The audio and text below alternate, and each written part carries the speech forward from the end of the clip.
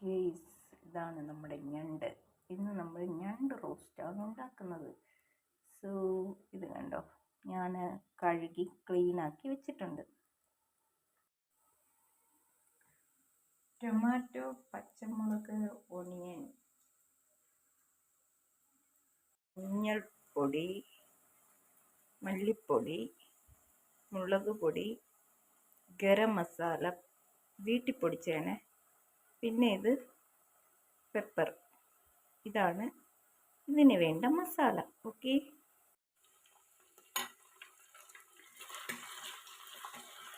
ഇഞ്ചി ഓയിൽ,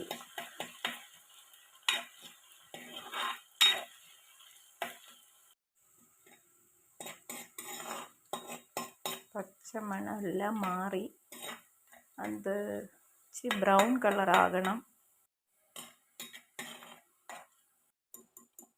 ഒണിയനും നമ്മുടെ സവാളയും പച്ചമുളകും ഇട്ട് കൊടുത്ത് ഇത് നമുക്കൊരു ബ്രൗൺ കളറാകുന്നവരെ വഴറ്റണം. വഴറ്റി കഴിഞ്ഞിട്ട് നമ്മുടെ ടൊമാറ്റോ ഇടാം. ഇപ്പോൾ ബ്രൗൺ കളറാകട്ടെ. അന്നേരം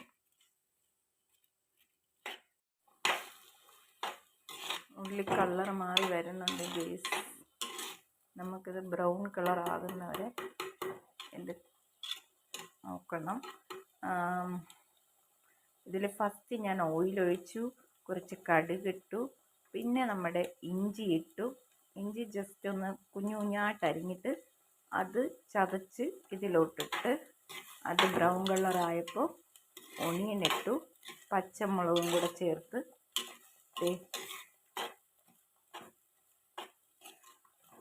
അതിങ്ങനെ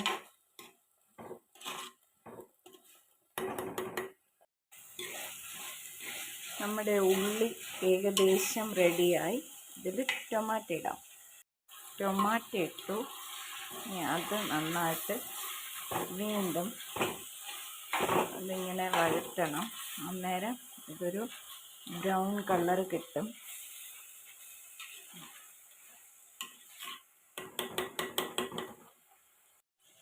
നമുക്കിതിൽ ആവശ്യമായ ഉപ്പ് കൂടി ചേർത്ത് കൊടുത്താലോ. ഉപ്പിടുകയാണ് ആവശ്യത്തിന്. ടൊമാറ്റോയിൽ നിന്നുള്ള വെള്ളമൊക്കെ അത് ഇറങ്ങി നമ്മളിത് ബ്രൗൺ കളറാകട്ടെ. ഏകദേശം ഒരുവിധം ആയിട്ടുണ്ട്. നമുക്കിതിലേക്ക് മസാല എല്ലാം ഇട്ട് കൊടുക്കാം.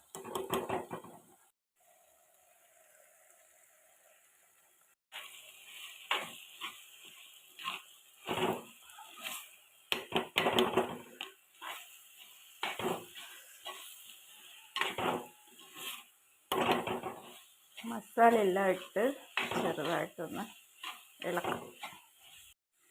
ഇതിലേക്ക് നമ്മുടെ ക്രാബ് ഇട്ട് കൊടുക്കാം. ഞാൻ ആ ക്രാബ് ഇട്ട് കൊടുത്ത്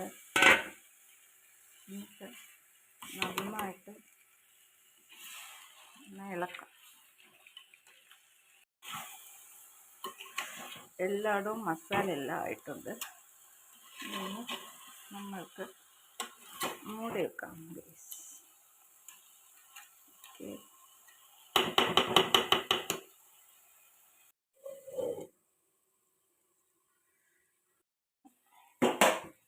ഇളക്കി നോക്കിയിട്ട് നമുക്ക് കുറച്ച്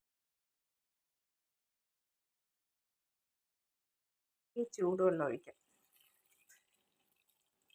എന്നിട്ട് ഗ്രേവിക്ക് വേണ്ടി അടച്ച് വെച്ച് നന്നായിട്ട് തിളപ്പിച്ച് കൊടുക്കാം. ഓക്കെ,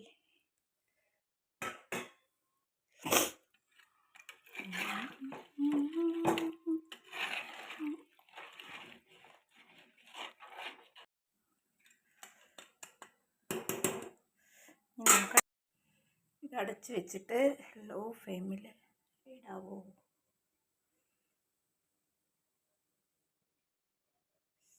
ഞണ്ട് റോസ്റ്റ് തിള വന്നിട്ടിരിക്കുകയാണ്. സോ ഇത് ഡ്രൈ ആവുന്നവരെ വെയിറ്റ് ചെയ്യും.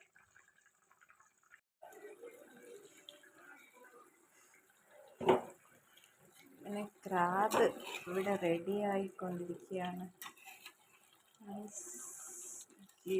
ഇത് കണ്ടോ,